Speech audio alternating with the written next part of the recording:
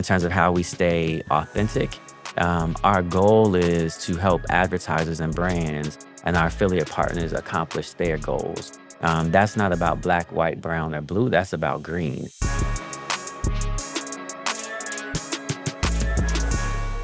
Welcome to Financial Freestyle here on Yahoo Finance, and I'm your host, Ross Mack.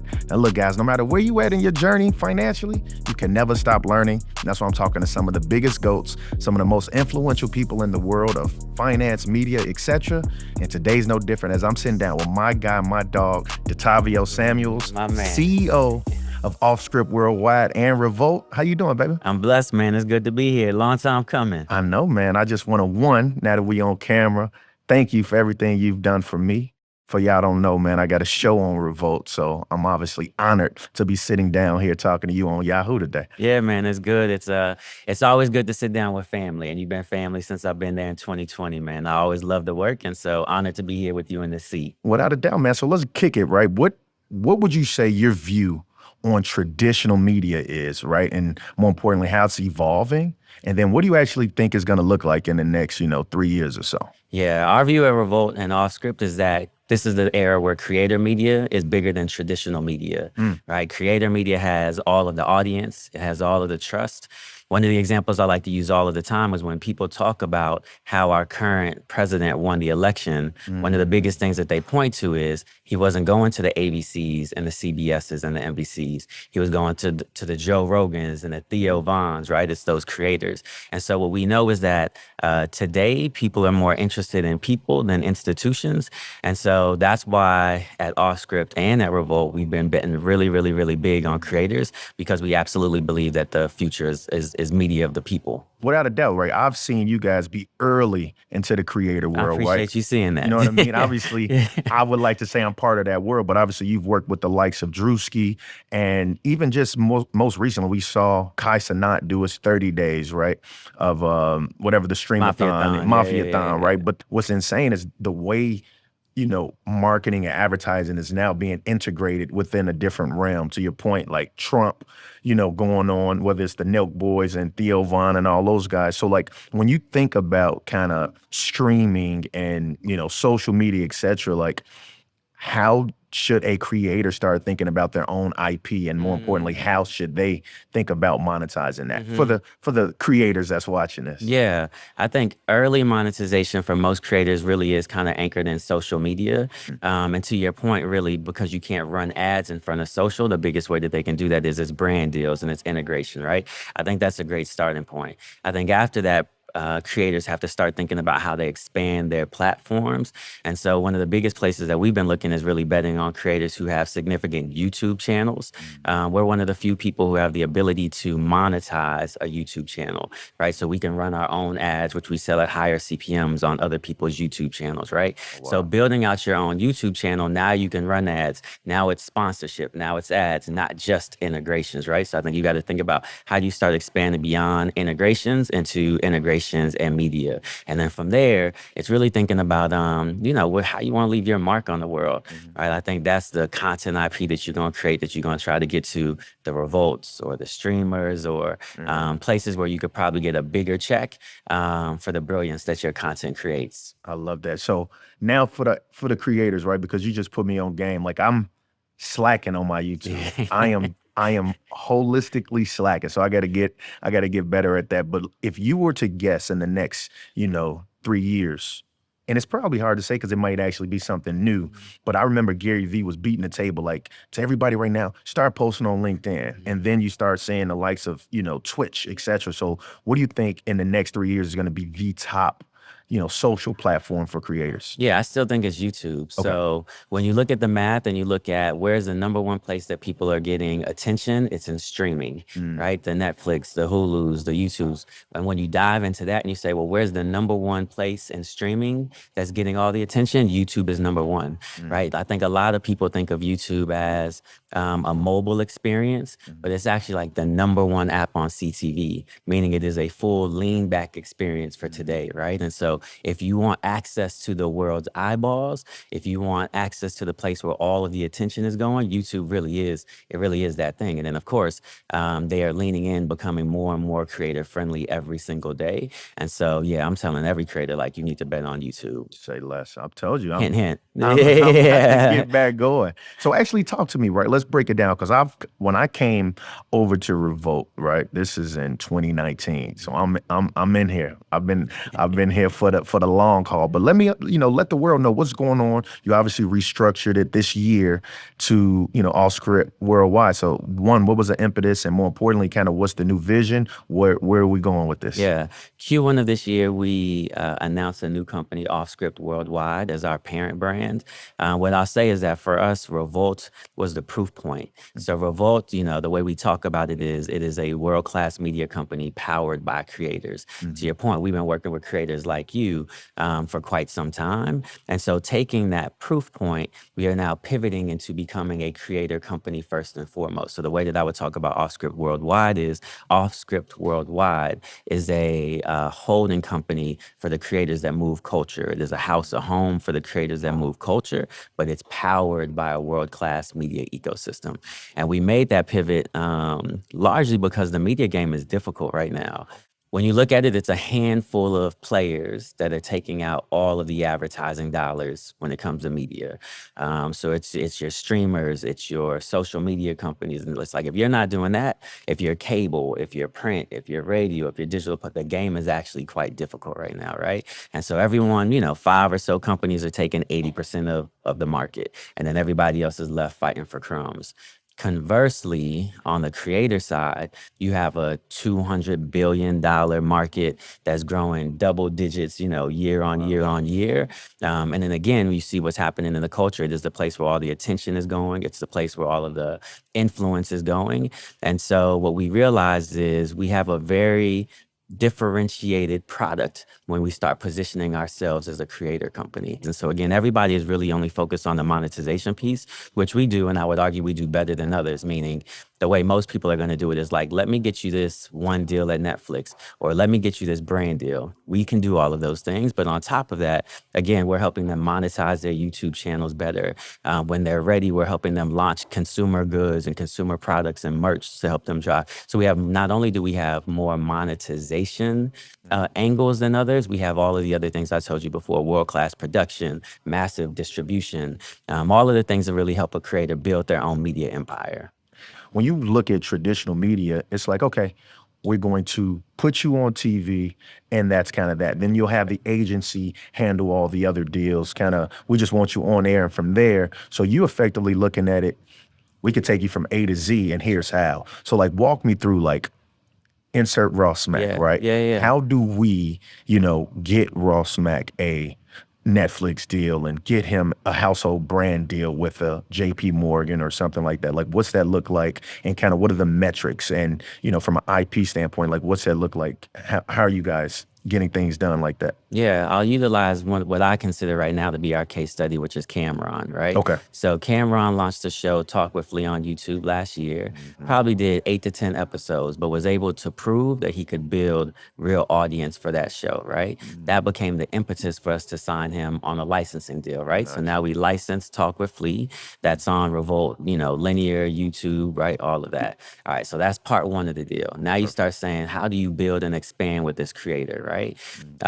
So step one was he wasn't taking the show and the podcast into audio, right? And so now we're extending that show into audio, which allows him to make more money, allows his fans to find him wherever he is. He's got one of the top podcasts in audio right now.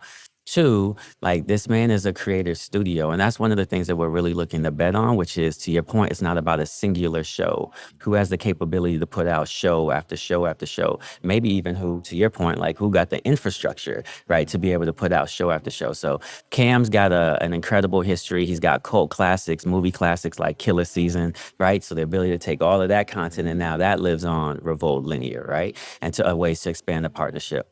On top of that, we have a content output deal with Cam, right? And so what I'm hoping to be able to do in the next year or so is partner with Cam to go get him a deal at Tubi, go get him a deal at BET, go get him a deal at Netflix or Hulu. Because he absolutely has the capability and a proven track record of producing movies that pop.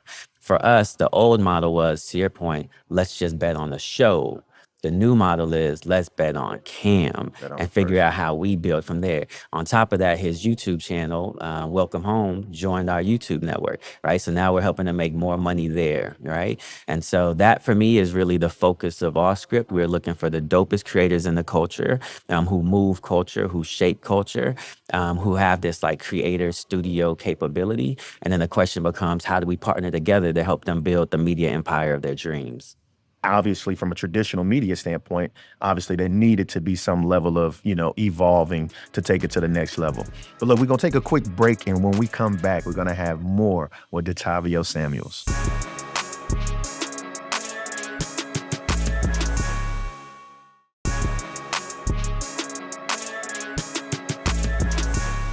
All right, guys, welcome back to Financial Freestyle. We sitting here with the GOAT himself, my brother, Detavio Samuels. So look, man, I actually, I admire Cam, and more importantly, the vision of how you guys are thinking about expanding Camron, the actual brand, right? And I remember you guys had Cam, be CEO for a day. Mhm. So it's only right we gotta, talk about the elephant in the room, man. Dame Dash. Was he ever CEO or gonna be CEO? Was he ever about to buy Revolt? Talk to me. Yeah. So what I'll say is a couple of things on that point. One, what I won't do is kind of go back and forth in the way that Dame is doing in social media and in the court of public opinion, trying to share what would have been, what could have been, and what our conversations were. And I won't do that honestly because I have too much respect for Dame as a pioneer in hip hop. Yeah. Like I am a child of the 90s, a child of the early 2000s. Hip hop made me. Facts. And Dame did so much to contribute to the culture that became my lifestyle. And beyond that, like I also think I give him a lot of credit for inspiring many of us to become entrepreneurs and to become owners, right? And so because of who he was and because of what he built, that's why you won't see me going kind of tit for tat with him out in the marketplace. I've watched Black culture, I've watched hip hop culture destroy itself from the inside out. And I refuse to be a part of that game, right? What I will say is that I am looking for the opportunity to make this a teachable moment for the culture. I saw him the other day saying something about, he said Revolt had 70 to $90 million of debt, which means we had no assets and no values. What an incredible moment to be able to talk to our people and help them understand if you're able to unlock 70 to $90 million of debt, you have to do it only because you have assets, right? Absolutely. Most banks today are loaning out somewhere between 1 to 3 times profit. So in order for you to have, let's call it $90 million in debt, you have to be running a company that's delivering 30 to $90 million of profit. And then you can't then say that that company has no value, right? And so I think this is a really incredible opportunity for us to be able to take some of the conversation that's happening, use it in a teachable moment to not only help build our business acumen and understanding, but also help us learn how to tease out misinformation when we hear it, right? The two ideas conflict. You have $90 million in debt, but you have no assets, right? I need my people to be able to hear those types of things and hear those types of conversations and immediately understand that like those two things can't be true. I take my hat off Yeah. to the way you articulated that, because quite too often, right, it is, and we fall victim to it too. It's like, whether it's clickbait, no matter what it is, like right now, Cardi B and Nicki Nicki. Minaj going, right? Right before that, it was Cam and Dame, right? The fact that, Black media should have much more responsibility in what they're pushing, what narrative they're creating, right? And so the fact that you articulate it in that way, my hat is off to you, I brother. appreciate you. Yeah, Can I no, can I that, say something on that yeah. one too? So like, whereas I won't say anything about Dame, where I absolutely have a challenge with is with Vibe Magazine. Yeah. To be a Black serving, Black targeted media company and to be contributing to the spread of misinformation. There's a whole quote in Vibe that never came from me myself, came out in my mouth. And it took us, 48 hours to get them to take it down, right? That to me is a company that is serving our people, that's doing us a disservice by willfully deploying misinformation, right? So I won't say much about Dame, but I got beef with Nah, with with the Vibe. way that With Vibe. Vibe handled it. No, Yeah. no, that's real. So, all right, so now we're gonna kick it to the investors that are watching this, right? And I look at investing as almost like hockey. You don't skate to where the puck is, you skate to where the puck is going, right? And so unless you're on the rock, you need to know that gaming is coming, right? And so just, this past week, it was announced that the largest ever leveraged buyout by Saudi Arabia was buying EA Sports, right? I want to say over $55 billion or something, right? And so you guys also just bought a gaming company. What should the world know about gaming? Where do you see it in the next 3 to 5 years? And clearly, you just purchased it, so you got to be bulled up on the market. Yeah, the opportunity in gaming to me is massive. Again, we are in the attention economy. Everyone's playing an attention game. And so first piece we kind of talked about was, who's winning in streaming, where's a lot of attention going on that side. Gaming is taking up a massive amounts of attention. And it's also not passive attention, right? You're watching the big screen, you're on your phone, it's passive. With gaming, you have people who are locked in and focused. And so the opportunity to tap into a super engaged audience in the moment, I think makes gaming a really incredible opportunity for advertisers, right? And so you think about what you can do from a product standpoint, selling games. You think about what you can do from an advertising standpoint, selling games. You think about what you can do from an integration standpoint to build other IP and things up that you may want to be growing. And so we just see gaming as a massive, massive opportunity in the market. The company that we acquired is called Three Black Dot. Massive. It's 100 creators that are all focused on gaming. Our scale with Three Black Dot alone is they'll probably do 2 billion YouTube views this year alone, right? Wow. And so for brands who are out there looking for real scale and real attention, like this is the answer. You completely vertically integrated. We get Revolt Sports, we get gaming, we got the label, That's right? Because he say he gonna distribute some of this Ross Mac music, and Rossi Mac music on there is lit. But actually, Can we talk about the label though? Because I don't think we yeah, let's talked talk about about that. the Okay. label. So earlier this year, our first announcement was the launch of 440 Artists, which is a music distribution company, right? And so again, what we're trying to do is build the best playground for creators. You want to go streaming, you want to go premium content, you want to make music. We want to be the home for people to be able to do that. I would love to distribute your album. Let's go. Let's I'd go. love to distribute that and make that happen. And but the reason you see us playing in this way is not just because we believe it's what's right for creators, and we want creators, specifically Black creators, to be able to go wherever their dreams take them.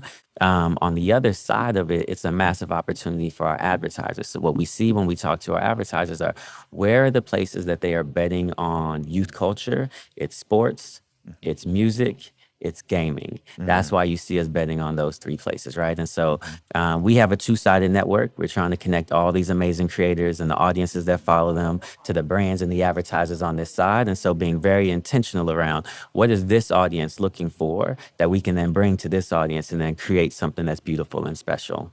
All right, so you talked about advertisers, so I actually want to talk about that, right? Because one of the biggest taboo words this year, due to obviously the current administration, has been diversity, right? And you're seeing a lot of brands effectively kind of pull back their allocated dollars that they would have been spending with, diverse, companies. So can you speak to that? Like, how do you remain, authentic to the culture while simultaneously trying to balance, you get all the way from the top down from the administration an attack on kind of DEI and diverse spending. Like how are you remaining authentic within all of this? Yeah.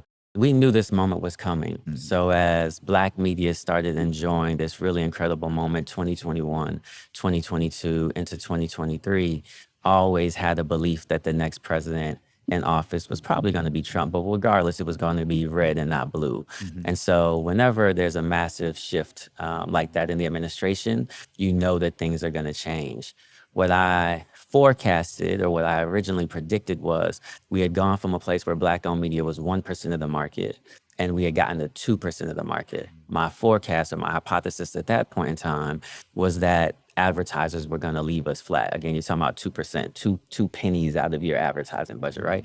I thought that they'd leave us flat. What I was shocked and what I got terribly wrong was they didn't leave it flat. They actively started rolling back, right? So when we look at the data and when we look at the math coming out of 2025, what I'm going to bet we see is we go from 1% of the market to 2% of the market back down to 1.5. And so I didn't see that coming, right? And a lot of that was just done because pure fear. You know, I think that the hallmark of this administration is all around sowing chaos and disorder. Absolutely. Less about whether they really win in court, less about like, I don't even think they care about all of that piece. It's how do you sow disorder?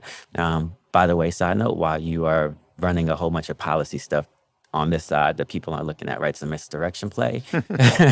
But I was shocked to see the disorder that happened in marketing companies across the nation. I started my career out in medical devices and pharmaceutical marketing. It's like a highly regulated marketing.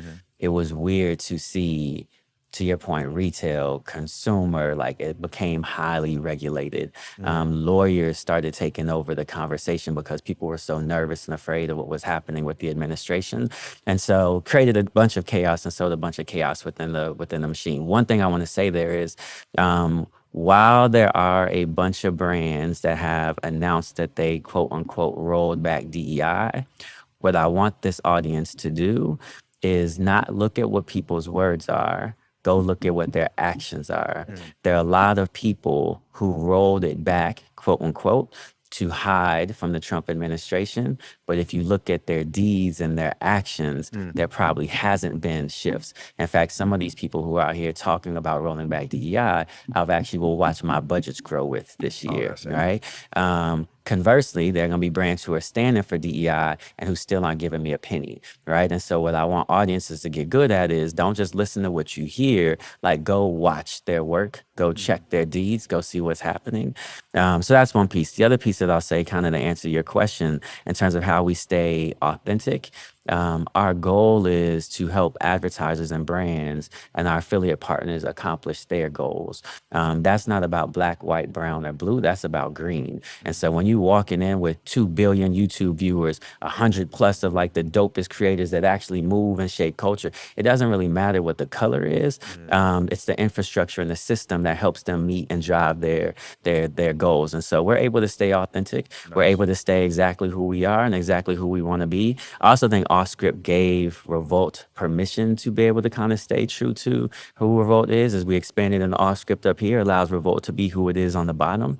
And so, yeah, authenticity hasn't changed. Being unapologetically who we are hasn't changed. And moving the needle for brands and advertisers and our affiliate partners hasn't changed. That's one way to close it out, Yeah, man. I'm my happy to man. hear that, Yeah, man. appreciate Just want to you. really thank you for coming over here, coming on to my show, man. This means the world. Man, it's an honor to be here. You through Revolt, we have become friends, and so an honor to be here, brother. brother. Thank you for making it happen. My man. That's it for this episode, ladies and gentlemen. Here with the GOAT himself, Detavio Samuels. But listen, make sure you guys like, subscribe, tell your auntie and your cousins. And if you at home, you could also listen to us on Amazon. Just say, hey, Alexa, let me go ahead and listen to that new Financial Freestyle. That's it for this episode. We'll see you next week, ladies and gentlemen. It's your boy, Ross Mack. This content was not intended to be financial advice and should not be used as a substitute for professional financial services.